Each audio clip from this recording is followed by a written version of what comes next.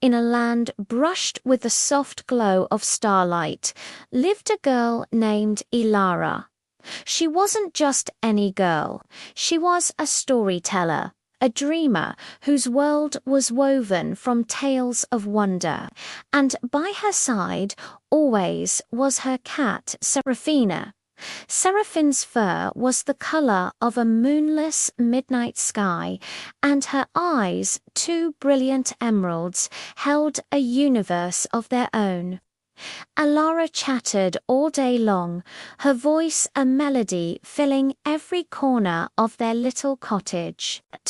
She told Seraphina tales of enchanted forests where the trees whispered ancient secrets, and of brave knights with swords that shone like captured sunbeams. She spoke of dragons with scales of sapphire and queens who ruled with kindness and courage. Seraphina was her most devoted audience, a silent, graceful shadow who listened with an unwavering gaze. "Do you understand me, my little shadow?" Elara would often ask, her voice dropping to a hopeful whisper. She would scoop Seraphina into her arms, feeling the gentle rumble of her purr against her cheek. "Do you see the castles in the clouds and hear the songs of the river spirits?" In return, Seraphina would simply blink her deep emerald eyes, perhaps offer a soft, delicate meow, and then gracefully twist to nuzzle Elara's hand. It was a simple exchange, yet for Elara it felt profound. She was convinced a secret language hummed between them, a silent, magical dialogue that was just beyond her grasp. She felt it in the warmth of Seraphine's presence, in the quiet companionship they shared as the fire crackled in the hearth. Elara began to see magic in every little thing Seraphina did. What if, she wondered, every purr wasn't just a sign of contentment, but a tiny, whispered spell, a spell of comfort, of protection, of a love that needed no words? And what if every graceful flick of that long black tail wasn't just a twitch, but a map, a secret signpost pointing the way to a hidden kingdom, a realm that only Seraphina knew existed? The idea took root in her heart and blossomed. Seraphina wasn't just a pet. How could she be? No, Elara decided she was something more. She was a guardian of ancient secrets, a tiny furry sphinx who carried the wisdom of ages in her silent gaze. She was a keeper of forgotten lore, a protector of mysteries tucked away from the noisy, ordinary world. This belief changed everything. Elara decided she had been doing it all wrong. She had been talking asterisk at asterisk Seraphina, filling the silence with her own stories. Now it was time to listen. But not just with her ears. She would listen with her heart, with her soul, with every fiber of her being. She would learn to interpret the quiet language of her friend, the slow blink that meant "I trust you," the gentle head boop that said "You are my world," the soft kneading of paws that was a rhythm of pure affection. She was ready to finally understand the magical dialect of her dearest, most mysterious friend. She would sit with Seraphina for hours, not speaking, just observing, feeling the connection between them deepen into something tangible, something real. And that right there was the moment their true adventure began. It wasn't an adventure to a faraway land of knights and dragons, but an inward journey, a quest to unlock the magic that had been right beside her all along. The next morning, Elara woke with a new sense of purpose. She greeted Seraphina not with a stream of words, but with a slow, deliberate blink, mimicking the cat's own sign of trust. Seraphina, perched on the windowsill, blinked back slowly, a thrill shot through Elara. It was a response, a clear and undeniable piece of their secret language. Her days transformed when Seraphina would suddenly leap up and stare intently at a blank wall. Elara no longer dismissed it. She would go to the wall, press her ear against the cool plaster, and listen. Sometimes she heard nothing but the house settling. But one day she heard the faintest scuttling. A tiny field mouse had found its way into the walls. Seraphina wasn't seeing ghosts. She was a vigilant protector of their home. When Seraphina would weave between her legs, purring loudly, Elara learned to pause and check her surroundings. Once, this very act stopped her from tripping over a loose floorboard she hadn't noticed.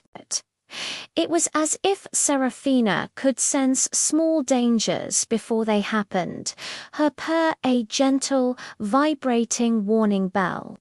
Elara started a journal, her book of whispers, she called it.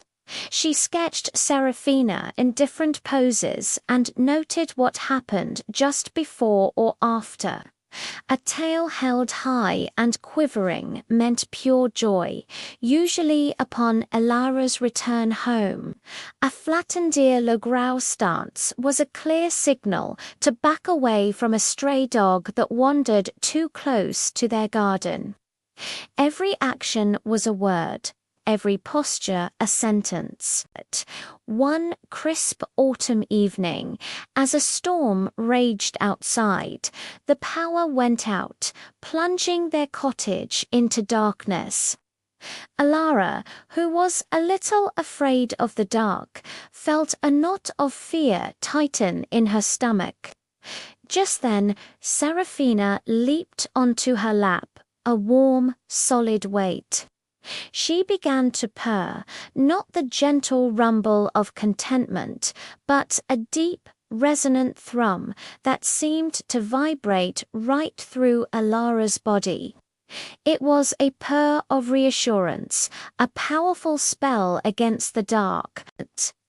Closing her eyes, Elara focused on that sound, and the fear slowly melted away, replaced by a profound sense of peace.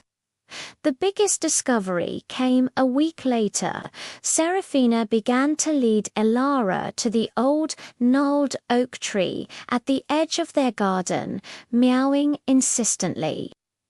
Day after day, she would sit at its base, looking from the tree to Elara. Elara had always loved that tree, but she never thought it was special. Now, guided by her furry sphinx, she examined it more closely. She noticed a small, almost invisible knot in the bark, shaped like a crescent moon.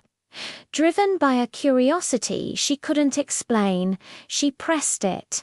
With a soft click, a tiny hidden compartment swung open.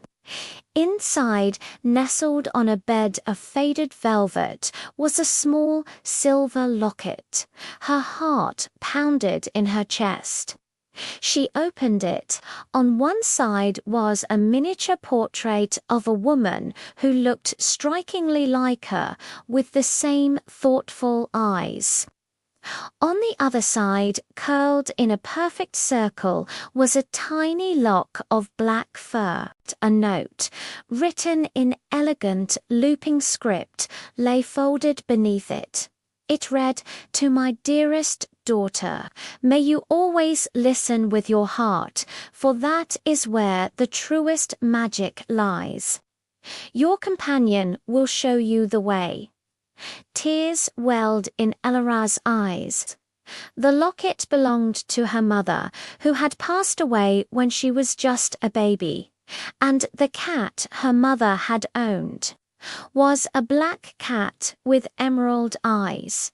A cat who, according to family stories, had simply disappeared after her mother's passing, only for another just like her to appear on Elara's doorstep years later. Was it possible? Was Seraphina more than just a cat? Was she a spirit, a guardian passed down through generations? Elara looked at Seraphina, who was now calmly grooming a paw, as if leading her to a life-changing secret was all in a day's work.